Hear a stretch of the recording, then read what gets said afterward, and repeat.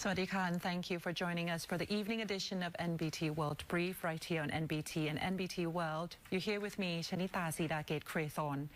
After weeks of fighting, Thailand and Cambodia have agreed to immediate ceasefire effective from midday today, opening the way for displaced civilians on both sides to return home.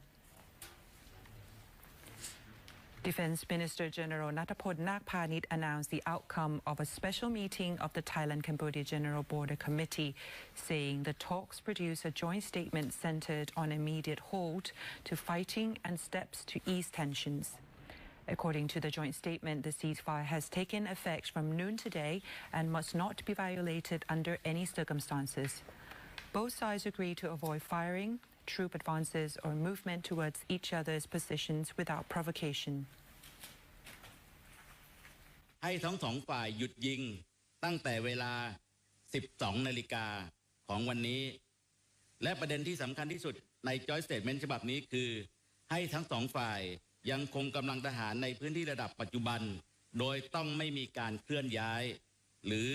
เสริมกำลังเพิ่มเติมเข้าหากันและไม่มีการโจมตีห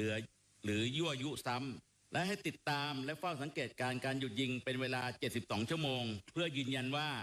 การหยุดยิงเกิดขึ้นจริงและมีความต่อเนื่องก็ต่อเมื่อสถานการณ์สงบลง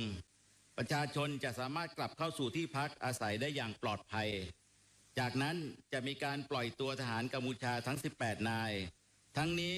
เป็นไปตามหลักสากลที่กำหนดให้ปล่อยตัวเมื่อสิ้นสุดความเป็นปรปักษ์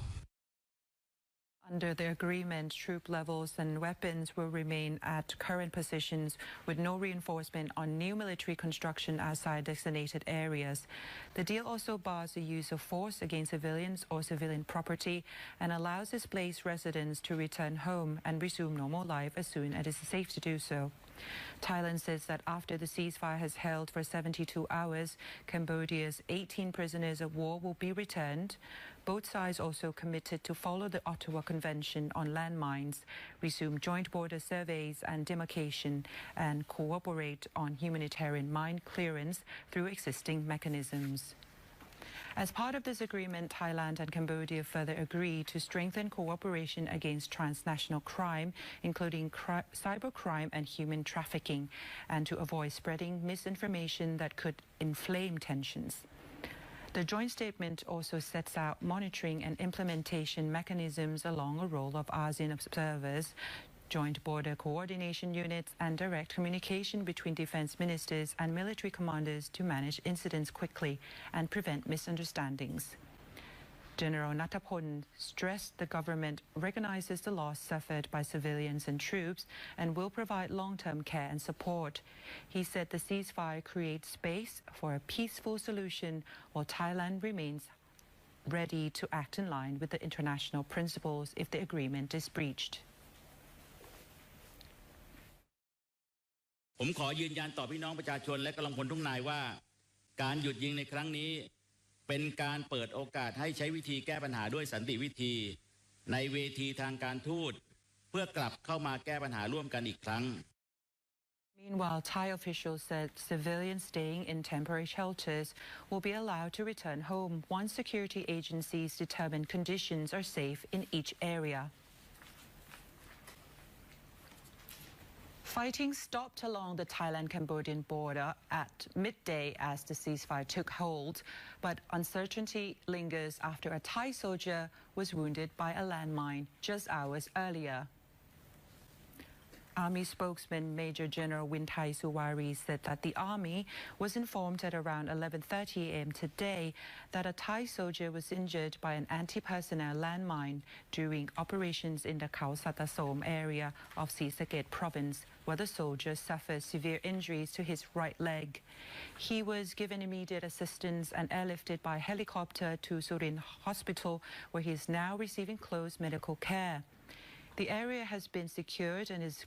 undergoing strict safety checks to prevent further danger to troops operating nearby. The incident marks the 10th Thai soldier to lose a limb in a landmine in the area. Along the Thailand-Cambodia border in Sakao province, our NBT team visited BANGKOK village, where fighting was still heard earlier this morning. Residents reported sounds of clashes, artillery fire, and rocket attacks from the Cambodian side continuing until midday.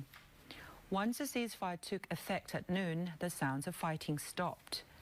Despite the calm, many residents remain anxious. Some villagers said they have lived under the sound of fighting for more than 19 days and are uncertain of what will happen after the 72-hour ceasefire period ends. They voiced fears of a repeat of the past incidents where truces were followed by renewed provocations and called on the government to take firm action to ensure lasting security along the border. By around 1 p.m., conditions in Ban Nong Jan village were reported to be calm and quiet, with no gunfire or clashes heard following the ceasefire announcement. Prime Minister Anutin Chanvirakul said Thailand's handling of border tensions with Cambodia has followed established procedures while still maintaining Thailand's right to self-defense. Prime Minister and Interior Minister Anutin Chanvirakul said discussions on border issues were conducted through proper channels, beginning with the National Security Council, where the military operates under clearly defined procedures with full government support. He said diplomatic steps are handled by the Ministry of Foreign Affairs and the Thailand-Cambodia General Border Committee, which have carried out their work according to the timelines agreed at the special ASEAN foreign ministers' meetings in Malaysia. Referring to yesterday's clashes along the border, the Prime Minister said incidents have occurred as Thai forces carry out their duty to protect national sovereignty. He said military responses were conducted strictly in line with established rules of engagement. Prime Minister Anutin said Thailand has complied with all agreements and demonstrated clearly that its sovereignty cannot be violated,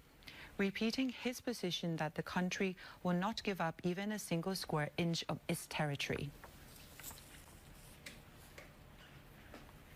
On the political front, Thailand's election season got underway today with the first day of constituency MP registration nationwide ahead of the February general election.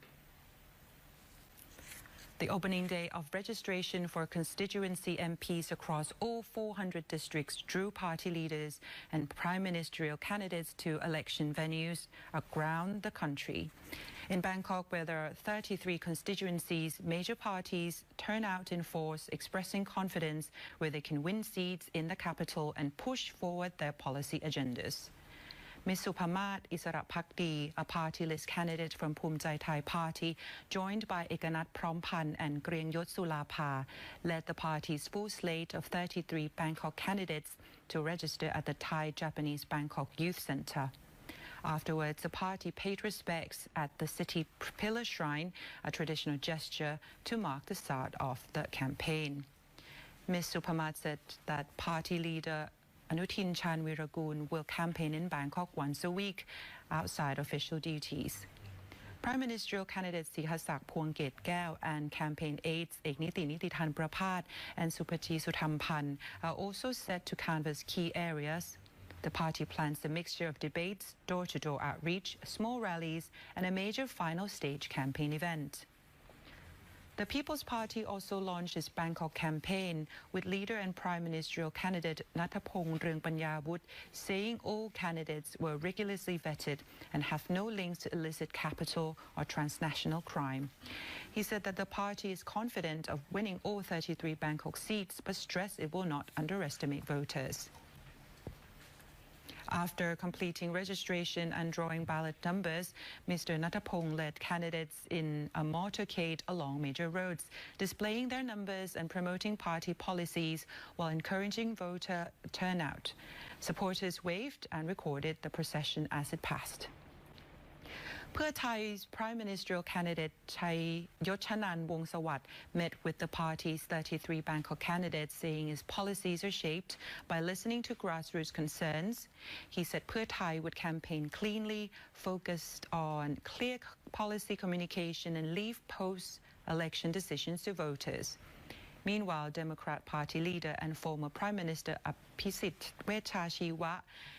joined by fellow prime ministerial candidate Gorn Chatikawanit and Gandhi Leopairod, led the party's Bangkok candidates to register amid loud support from backers. Abhisit said that no one owns a constituency and competition remains open, adding that it's still too early to judge momentum, urging attention to credible opinion surveys instead. That wraps up this edition of NBT World Brief. Stay updated with the latest developments right here on NBT and NBT World. For more stories, simply scan the QR code on your screen to access full of our coverage across all media platforms. Until next time, I'm Shanita Sidakit Krathorn. Sawasdee ka.